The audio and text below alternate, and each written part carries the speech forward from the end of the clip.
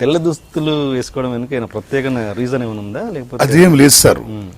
తెల్ల దుస్తులు అనేది ఏంటంటే ముఖ్యంగా ఏదో పలానా రంగు శాంతికి చిహ్నం అని, పలానా రంగు ఓ రెవల్యూషన్ చిహ్నం అని, పలానా రంగు ఆధ్యాత్మిక చిహ్నం అని, ఇలాగా నవరంగు 9 రంగులు ఏమైతే ఉన్నాయో కొన్ని రసాలకి అవి చిహ్నాలని మన పెద్దలు చెప్పారు ఓల్డెన్ డేస్లో. ముఖ్యంగా మన భారతదేశంలో జైనా డైనెస్ట్ వచ్చిన తర్వాత బుద్ధిజం, జైనిజం అని తెలుసు కదా మీకు.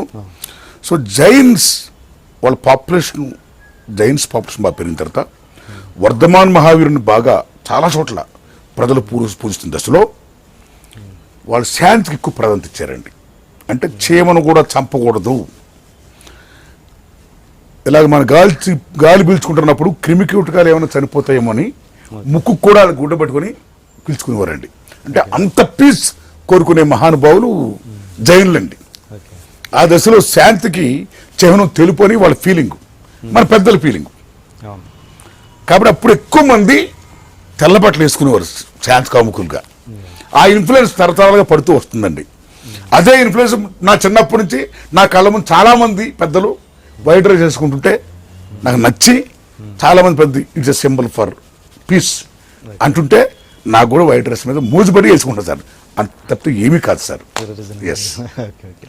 మీరు ఇంత ఎనర్జీగా ఉంటారు కదా, అంత అంటే మీ జేబులో రూపాయలు లేకపోయినా ఒకేలాగా ఉంటారు, 1,00,000 రూపాయలన్నా ఒకేలాగా ఉంటారు. ఎంత పాజిటివ్ ఎనర్జీ, ఎలా మీకు పాజిటివ్ ఎనర్జీ ఏముంది సార్? చిన్నప్పటి నుంచి నా మెంటాలిటీ అంతా డబ్బు ఉన్నా లేకపోయినా ఒకేలా ఉన్నాడు నా మెంటాలిటీ. మా పేరెంట్ల జీన్స్, మై బిహేవియర్ అండి, ఇట్స్ మై నేచర్, అంతే సార్. అంతకంటే ఏం లేదు సార్. అంటే ఒక ఏదో 2 ముక్కలు చెప్తే జనాలు కూడా, ప్రేక్షకులు కూడా చెప్పడానికి మంచి విషయాన్ని సార్ ప్రేక్షకులు నేర్పంత గొప్పోడు కానండి, ప్రజలు చాలా గొప్పోడు, వాళ్ళే మనం నేర్పుతారండి. ఇప్పుడు డబ్బు ఉన్నదా లేదని పక్కన పెట్టండి, ముందు మనం చుట్టుగా జీవిస్తున్న లేదని ఇంపార్టెంట్ అండి. మన మనసు దగ్గర జీవిస్తున్న లేదని ఇంపార్టెంట్ పాయింట్ అండి. సో మనకి ఎంత అవసరమో ఆ మేరకు మనం సంపాదించుకొని ఆ మేరకు ఉంటే చాలని నా ఫీలింగ్ అండి. కాబట్టి దీనికి ఏముంది బ్రదర్, మీరు ఒకలాగా లైఫ్ స్టైల్ లీడ్ చేయాలనుకుంటారు, నేను ఒకలాగా లైఫ్ స్టైల్ లీడ్ చేయాలనుకుంటాను. మీరు డబ్బు సంపాదించుకొని ఒక కారు కొనుక్కొని ఒక ఇల్లు కనుక్కొని కట్టుకొని టైమ్లీ ఫిట్ రైట్ ఒక లైఫ్ స్టైల్కి మీరు అలవాటు పడతారు. అంటే అది తప్పు కాదండి. ఇప్పుడున్న సమాజ పరంగా చాలా కరెక్ట్ అది. అందరూ డెవలప్ కావాలి కదా, ఇప్పుడు నేను నా లైఫ్ స్టైల్ అంటే చిన్నప్పటి నుంచి ఏదో కారు కొనుక్కోవాలను, ఇల్లు కట్టుకోవాలను, సంథింగ్ అలాగా అని నాకు ఎప్పుడు లేదు సార్. చిన్నప్పుడు నా లైఫ్ స్టైల్ ఇంత, ఆటో ఎక్కుతాను, కారు ఎక్కుతాను, రైలు ఎక్కుతాను, విమానం ఎక్కుతాను, నా ఇష్టం అండి.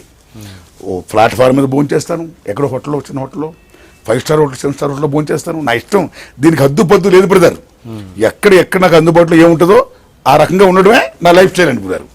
మీ కెరీర్ జూనియర్ ఆర్టిస్ట్గా స్టార్ట్ అయింది కదా? అవునండి. ఆ కెరీర్ ఆ టైంలో మీరు చాలా బాధపడ్డ క్షణాలు అవునండి ఏమైనా ఉంటే చెప్పండి కొంచెం. అంటే నాకు సినిమా పిచ్చండి చిన్నప్పటి నుంచి.